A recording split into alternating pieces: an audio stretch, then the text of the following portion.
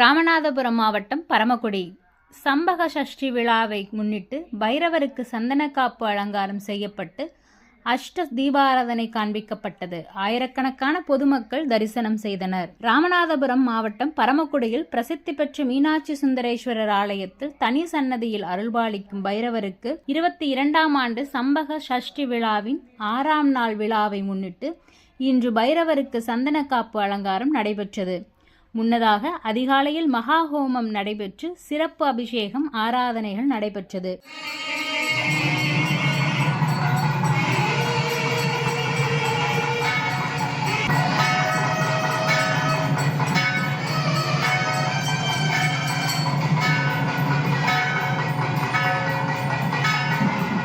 பின் மாலை பைரவருக்கு சிறப்பு சந்தனக்காப்பு அலங்காரம் செய்யப்பட்டு அஷ்ட வகையான மகா தீபாராதனை காண்பிக்கப்பட்டது.